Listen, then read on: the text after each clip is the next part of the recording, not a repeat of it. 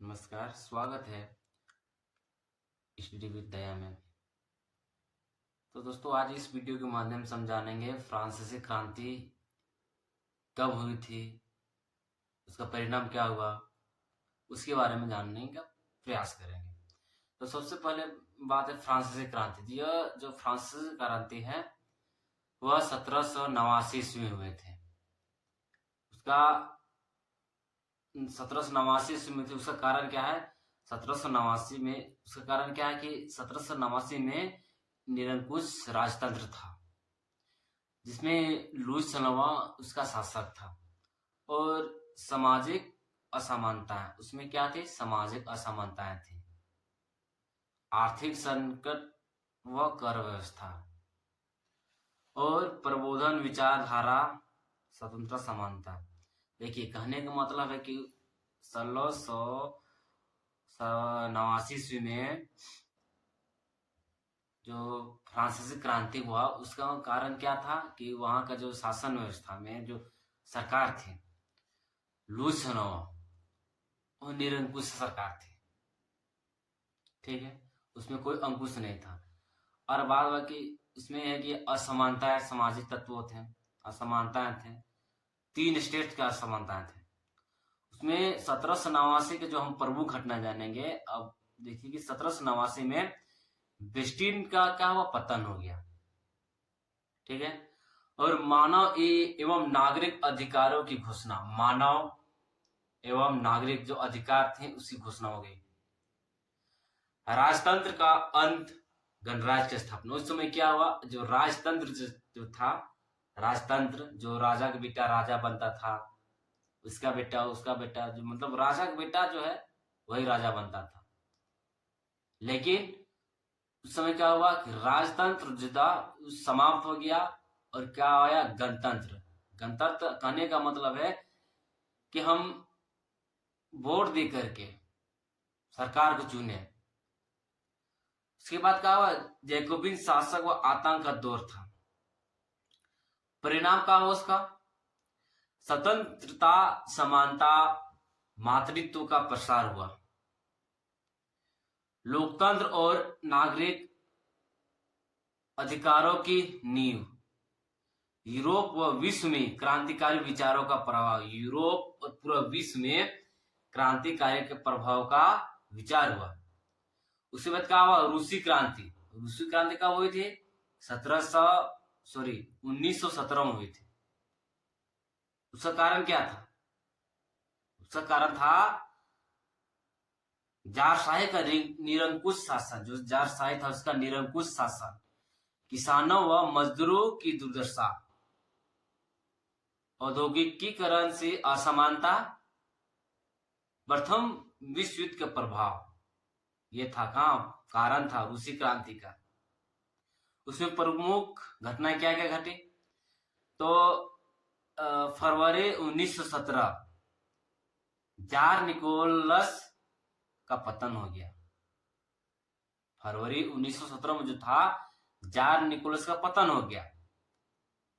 अक्टूबर 1917 में बोल्शेविक क्रांति होगी और सोवियत सरकार की स्थापना हुई। कब?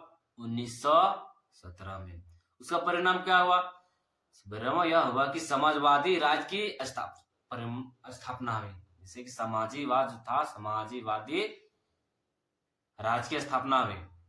भूमि उद्योग का भूमि हो गया और उद्योग का राष्ट्रीयकरण हो गया। जो उद्योग था उसका राष्ट्रीयकरण हो गया।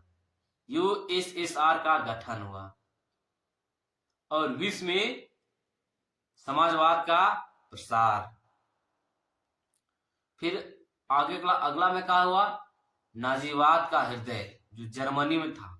उसका कारण क्या था कि वर्साय संधि की कठोर शर्तें, वर्साय जो था उसका संधि करने के समय वो बहुत कठोर शर्तें रखा। आर्थिक संकट और बेरोजगारी है ना, कमजोर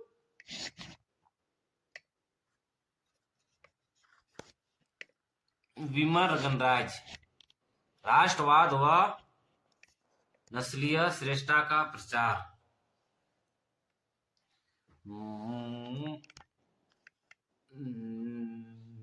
ठीक है, अब प्रॉपर हमको दिख रहा है, तभी वैसा नहीं दिख रहा था, तो दिख रहा है।